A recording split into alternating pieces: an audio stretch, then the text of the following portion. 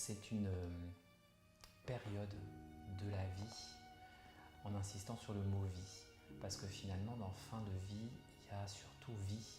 Souvent on entend dans fin de vie fin et effectivement tout ce que représente la finitude, et on associe souvent la fin de vie au dernier moment, à la phase terminale comme on dit techniquement, les derniers jours, les dernières heures. Nous, dans notre approche professionnelle et au-delà de cette phase-là, on est donc vraiment dans la notion de la vie. C'est-à-dire qu'est-ce qu'il reste comme vie dans cette période-là. Donc ce temps qui reste à vivre, c'est vraiment tout l'enjeu de cette notion de fin de vie. Et notre rôle de professionnel, ça va être surtout d'accueillir et d'accompagner les personnes et leurs proches dans cette optique-là. C'est-à-dire, ok, vous arrivez avec cette maladie grave, cette maladie incurable, cette maladie évolutive. On a du temps devant nous, on ne sait pas combien, on ne sait pas comment, mais qu'est-ce qu'on a à vivre encore dans cette période-là et comment on peut le vivre. C'est-à-dire que la question de la fin de vie va être surtout en fait à aborder et à investir sous cet angle-là, plutôt que on va parler maintenant du mourir et de votre mort. Ça viendra en son temps, ça se construira, ça s'intégrera dans le processus, mais ce n'est pas la priorité de cette phase-là, effectivement, de la fin de vie. Les autres, c'est vraiment l'image, si on porte une charge lourde seul, c'est très difficile et au bout d'un moment on n'y arrive pas. Alors que si on la porte à plusieurs, tout de suite c'est plus léger et on est plus en phase finalement avec les besoins complexes de la personne que d'être tout seul avec son seul regard. Donc ça, c'est une ressource très très forte. On a des bénévoles qui interviennent, il y a la société qui s'investit via les associations aussi, qui nous apportent soit des financements, soit des prestations diverses et variées comme la musicothérapie, la réflexologie, enfin des plus qui font que voilà, ça crée une ambiance vraiment de vie. Et puis indéniablement, on le voit dans le parcours professionnel et personnel des soignants des uns et des autres, il y a forcément des ressources personnelles derrière qu'on va chercher, soit dans notre histoire, soit dans notre famille, soit dans notre façon de voir la vie. Enfin, c'est sûr que ça crée des fondements qui nous aident aussi à pouvoir avancer dans ces milieux-là. Vous avez ouvert ce service le 13 janvier 2025, c'est tout neuf. Il y a 10 lits dans ce service. Vous avez accompagné combien de personnes vers la fin réelle, la fin de vie? Alors, je n'ai pas les chiffres précis là en tête. On avait fait un premier bilan à peu près à 6 mois. Là, on arrive bientôt à 9 mois de fonctionnement. On doit probablement s'approcher d'une petite centaine de personnes quand même depuis le début, en termes de patients qui sont passés par l'unité. Il y a des patients qui viennent, qui ressortent, qui reviennent. Donc on a une proportion de patients qui ressort du service soulagé, stabilisé, qui reprend son projet de vie. La spécificité du service, comme c'est un service hospitalier, on accueille automatiquement les situations les plus complexes, celles qui ne peuvent pas être traitées à domicile ou ailleurs. Donc il y a un effet loupe sur le fait qu'on a les situations quand même les plus problématiques et une grande proportion finissent par décéder quand même dans le service. Mais effectivement pas forcément d'emblée, c'est-à-dire qu'il y a souvent d'abord un processus d'accompagnement qui a permis effectivement aux personnes de reprendre pied quand même dans la vie, dans leur vie, avant l'ultime départ. Les soins palliatifs, la fin de vie, ce serait le mot vivant. On s'aperçoit que sur cette phase-là, on est vivant comme jamais, tellement tellement les pensées, les émotions foisonnent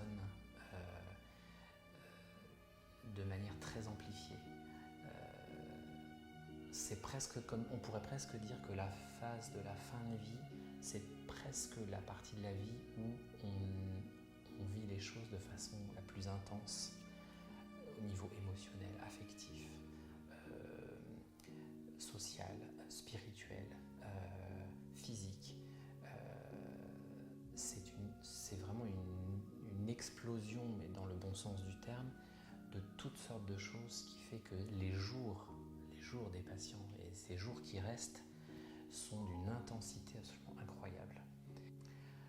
Quand ils arrivent, ils ne peuvent pas être apaisés, enfin, ils ne sont pas apaisés déjà, ils sont stressés quand même par l'hospitalisation en elle-même, le fait d'arriver dans un endroit pas forcément connu. On voit la différence avec les personnes qu'on a pu suivre en amont, en consultation. Quand ils arrivent dans le service, ils arrivent en milieu familier et déjà c'est différent. Mais on va dire dans le fonctionnement global, quand ils arrivent, il y a un effet stress. Il y a un effet stress parce que aussi ils arrivent dans une unité de soins palliatifs et on a beau faire, on a beau dire, pour l'instant ça reste très connoté la mort imminente. Donc ils se disent je viens là parce que ça va pas et ça va pas le faire et j'en sortirai pas.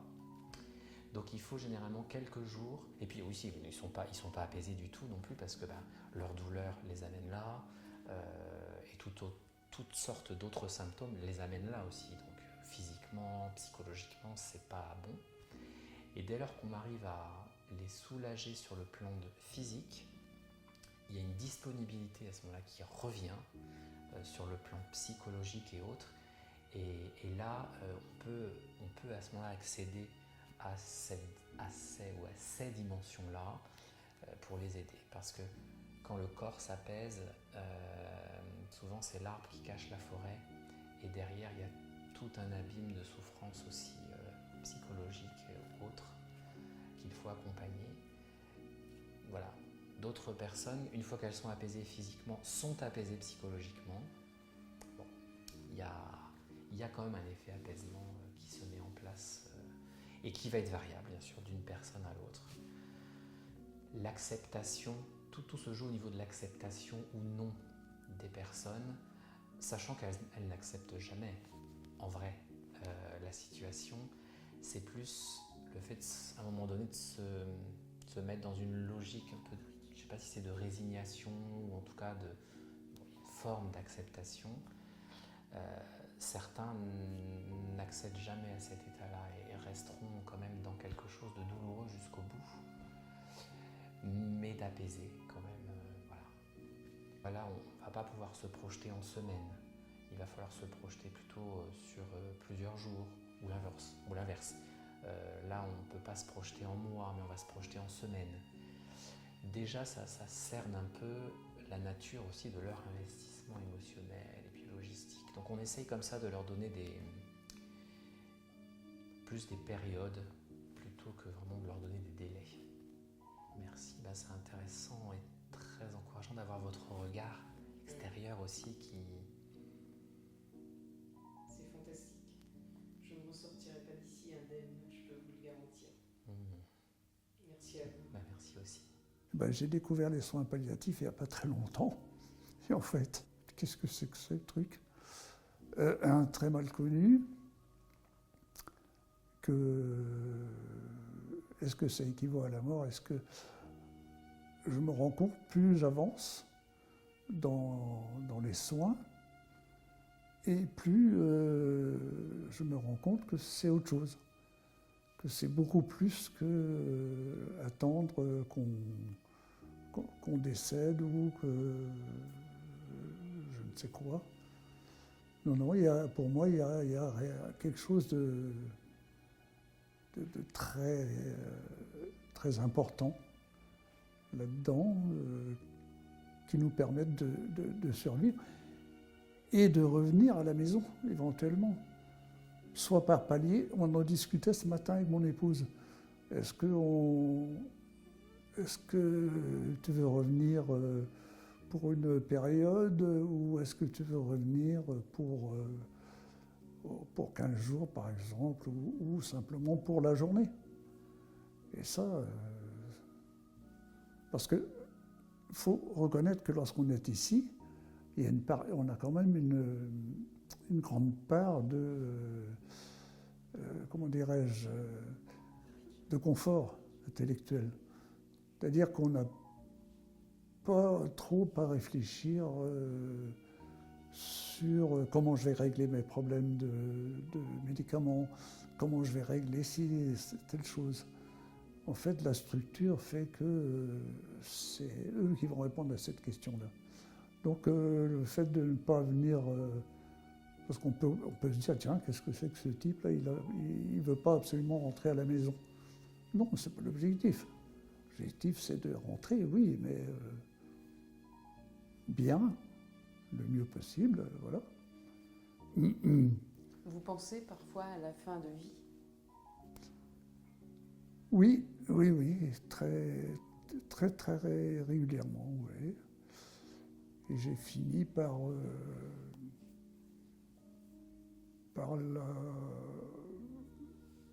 y réfléchir de façon assez sereine, d'une manière générale.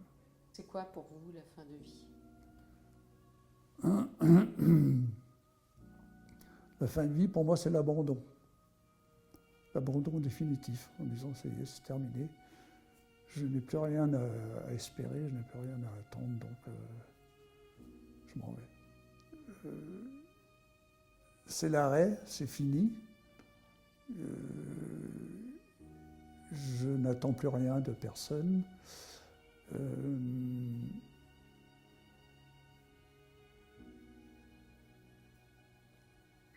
On finit par en discuter et puis se dire avec soi et se dire que finalement, bon, en ce qui me concerne toujours, c'était quelque chose que je n'avais jamais imaginé et qui pour moi était très, comme pour tout le monde, je suppose, très difficile à gérer. Et je trouve que dans ma tête, tout s'est mis en place tranquillement. Comment je vais faire? Et la première question, évidemment, comment ça va se passer pour la famille, pour les enfants, pour ma femme notamment. Vous pensez plus aux gens qui restent qu'à vous? Oui. C'est une grandeur d'âme. Oh, c'est gentil. Oui, je veux que tout soit prêt, tout soit en place. Lorsqu'on m'a dit soins palliatifs, tout de suite, ça a fait son chemin en me disant aïe. Qui dit soins palliatifs dit forcément la direction vers le décès. Ça, c'était avant de connaître ici. Quand j'ai connu ici, je réfléchis autrement. Qu'est-ce que vous aimeriez qu'on garde de vous? Aïe.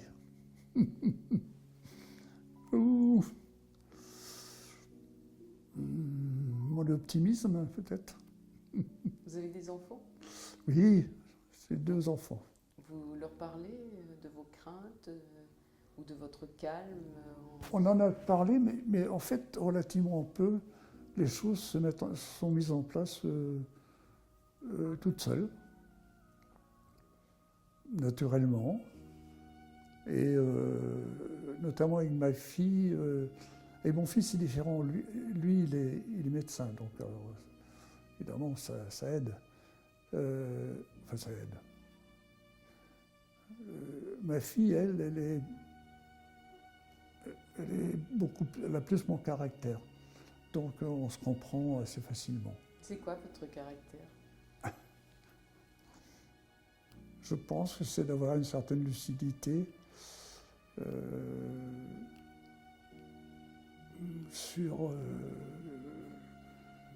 ce que je suis, ce qui m'arrive et ce qui va arriver. Je pense que c'est ça à mon avis, qui me définit peut-être le mieux.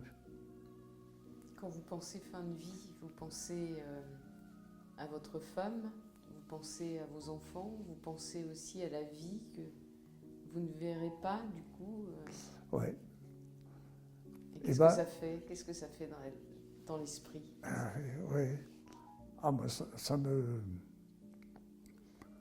m'embête de ne pas savoir ce qui va se passer.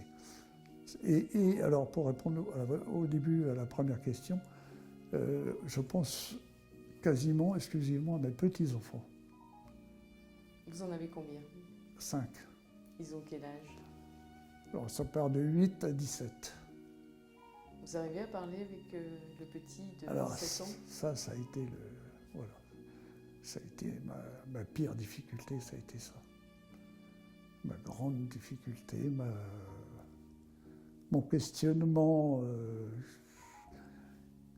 Et d'ailleurs, je pense que j'ai commencé à accepter les soins palliatifs dans l'esprit grâce à ça. Et accepter les soins palliatifs dans le but que vos petits-enfants, vous puissiez continuer à les voir. Par exemple, oui. Pour moi, mes enfants, bon, ils sont grands, ils font leur vie, tout va bien, voilà. Qu'est-ce que j'aurais à apporter à quelqu'un de ma famille? Ce serait sans doute le plus peut-être à mes petits-enfants. Comment est-ce qu'ils vous appellent, les petits? Papy, tout simplement. Qu'est-ce que vous leur apportez à vos petits? Ah, qu'est-ce que je leur apporte? Mais je ne sais pas, peut-être une stabilité. Bizarrement, j'habite Carhaix, le centre, plein centre de la Bretagne quand même. Et il y a quelque chose qui s'est institué chez nous, avec les petits-enfants et moi, mais que moi. C'est ce qu'ils appellent le tour de quartier. Tous les matins, après le petit déjeuner, il est impératif d'aller faire le tour de quartier. Alors, franchement, de vous à moi, le quartier, il n'est pas d'un intérêt majeur. Mais c'est systématique et quels que soient les petits-enfants qui sont là. Si s'il y en a qu'un, ben c'est pareil, il faut faire le tour de quartier. S'il y en a deux, c'est... Voilà. Et il y a forcément le chien qui suit le mouvement. Voilà, le tour de quartier. Mais qu'est-ce que vous devez discuter quand vous faites ce Alors tour de quartier? oui, justement, voilà. Effectivement, ce qui m'a aussi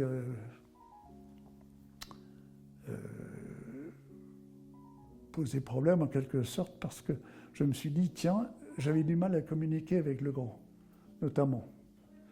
Pas que, mais avec le grand sur ce qui m'arrivait.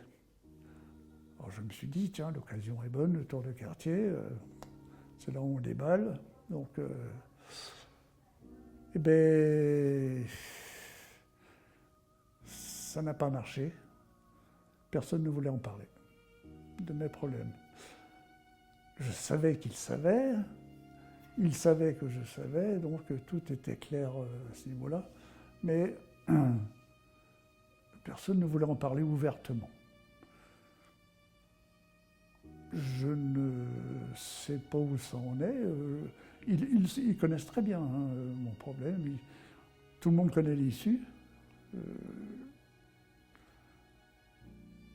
Mais ce n'est pas une discussion. Souvent, avec eux, ça s'emballe, ça part dans tous les sens. Enfin, et là, rien. Bon, on en est toujours là. La tristesse introvertie. Peut-être, oui. Ouais. Donc, où le docteur Duhamel me disait que ça pouvait aussi être dû au fait qu'ils veulent ne garder de moi que les bons moments, quoi, en fait. Et le tour de quartier fait partie des bons moments. Ça vous fait mal tout ça? Quand vous pensez à vos petits? Ouais. C'est surtout pour eux. Qu'est-ce que vous leur apportez, vous, en qualité de papy? Vous avez l'impression qu'ils ont l'image d'un homme solide, du pilier de la famille? Ouais, je pense que c'est ça. Ils ont toujours...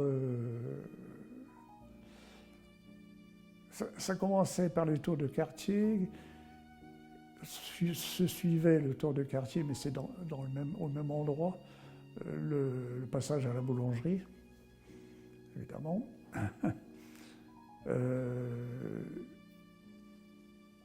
Et après, beaucoup de discussions, de tout et de rien, mais bon. Je représente pour eux le dernier recours, éventuellement, quand il y a une discussion. Voilà. Comment est-ce que vous appréhendez, vous, cette fin de vie?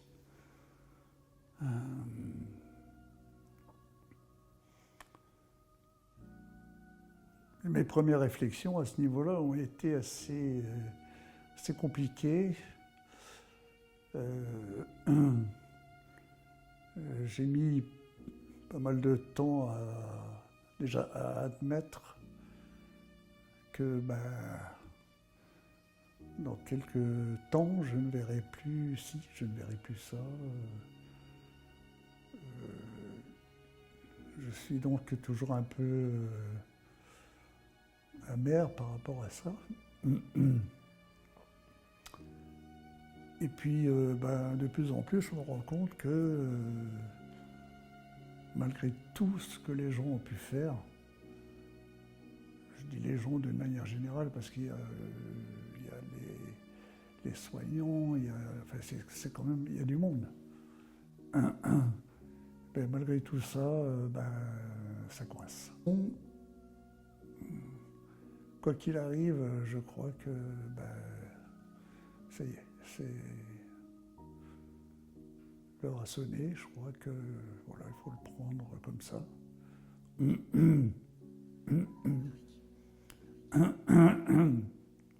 Quand vous faites le bilan de votre vie, comme tout le monde, même sans être en fin de vie, ça nous arrive de faire le bilan de notre vie, vous dites que vous êtes quelqu'un de bien?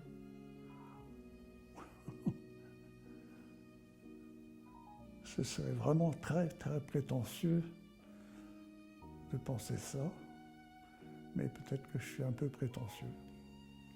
Vous avez le droit de l'être en tous les cas, parce que vous le portez sur votre visage, cher monsieur. Eh bien, c'est gentil. Qu'est-ce que vous avez envie de laisser en dehors d'un patrimoine?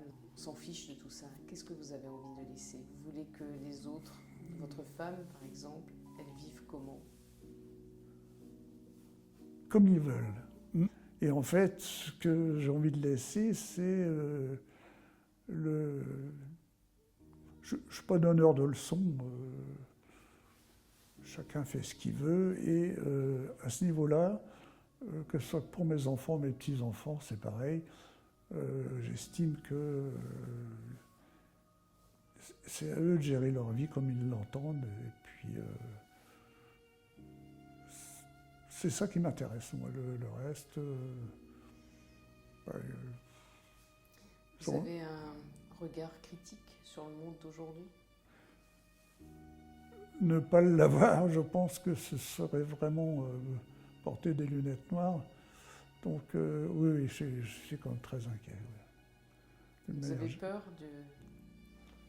de la suite, en tous les cas, pour vos petits? J'ai peur de l'inconséquence des dirigeants d'une manière générale. J'ai l'impression que vous pensez plus aux autres qu'à vous. Ouais. Oui, je considère que pour moi, ça y est, c'est la cloche a sonné, que ça y est, c'est... J'ai eu mes bons moments, sûrement. Quand vous regardez dans le rétroviseur, vous dites que vous avez eu une belle vie? Ouais, je trouve. Vous exerciez quoi comme profession? J'étais à l'éducation nationale. Prof? Je l'ai été. Après, je suis passé de l'autre côté où je faisais partie de la direction du lycée. Donc, l'autre facette, je dirais, du lycée. Et alors, vous portez quoi comme jugement affectueux ou pas sur notre jeunesse? Sur ma jeunesse? Sur la jeunesse? Ah, la jeunesse. Oh, moi, la jeunesse. Et pourtant, j'étais dans les quartiers difficiles. J'étais à Bobigny. Donc, les quartiers dits difficiles. Oui, ce qui m'a toujours questionné, c'est que. C'est un peu facile, mais de dire on les a prévenus. Moi, j'ai toujours considéré que, vu le nombre de rapports que j'ai pu faire, concernant tel ou tel problème, j'en ai jamais eu de réponse, on n'avait jamais de réponse. En gros, vous avez des problèmes, vous nous les rapportez, oui, c'est bien, c'est gentil, mais bon, démerdez-vous. Vous avez beaucoup voyagé? Non. Non, c'est pas votre truc? Non, je n'ai pas voyagé. Je suis né en 1950. À l'époque, on n'avait pas cette peur du travail, ou je ne sais pas si c'est une peur qu'il y a maintenant. Travailler, c'était normal. Moi, j'estime toujours que c'est toujours vrai, hein, qu'il faut que le travail, c'est une nécessité. Alors que beaucoup de gens ont l'air de trouver ça comme étant une punition. En étant né en 50, on n'a pas l'impression que vous avez beaucoup profité de votre retraite en étant non malade. En fait, j'ai vraiment profité de ma retraite en étant non malade pendant, si je globalise, on va dire 10 ans. Je trouve que c'est pas mal. D'accord. C'est pas mal quand même, 10 ans. 5 ans pleinement. Oui, 5 ans pleinement et 5 ans un peu plus chaotiques puisque c'était pendant les traitements, mais même pendant les traitements, c'était tout à fait vivable malgré tout. Avec une immuno, par exemple, qui est bien dosée et tout ça, on vit presque normalement. Je suis certaine que vous avez encore de l'espoir. Peut-être, oui. C'est possible. Mais il faut quand même voir les choses en face. Quand vous en parlez avec Dr Duhamel? Oui, beaucoup, oui, on en a parlé. Qu'est-ce qu'il vous dit? Pour la réflexion qu'il a fait, enfin, ce qui m'est resté, moi, c'est que soins palliatifs n'est pas égal à la mort. Voilà. Moi, c'est ça qui m'est resté des différentes discussions qu'on a eues ensemble. Et je trouve que c'est tellement vrai. Est-ce que vous osez lui demander combien de temps il me reste? S'il fallait, je lui demanderais, mais j'en éprouve pas le besoin. Et ben voilà, c'est super. Parce que vous avez beaucoup d'espoir et il faut garder l'espoir. Ouais. Et ça, c'est important. C'est vrai, je crois, ouais. Votre femme, vous en parlez beaucoup avec elle? Non, peu. Peu, et je pense que pour elle, ça faisait un moment qu'on on en avait discuté depuis un bon moment, et puis voilà, on savait tous les deux à quoi s'en tenir, on savait ce qui allait arriver. Donc on n'en éprouvait pas le besoin. Toujours pas d'ailleurs, c'est pas... Votre femme est lucide ou au contraire vous la protégez? Oui, je l'ai hyper protégée. Et je crois que c'est toujours le cas, ouais. Je crois. Vous êtes toujours amoureux, vous? Ben peut-être, ouais. Mais oui. Vous êtes amoureux. Mais on est ensemble toujours, depuis 1971, pardon. C'est bien, c'est beau. Oui. Et vous parlez de tout avec votre femme ou c'est tabou la mort, c'est tabou la religion, c'est tabou? Ah non, on parle vraiment de tout. De tout, de tout. Elle vous dit des fois, et si tu meurs, qu'est-ce que je vais devenir ou pas du tout? Non, elle a une formule à elle, c'est le après. Elle dit, et après, qu'est-ce qui se passera dans tel ou tel domaine?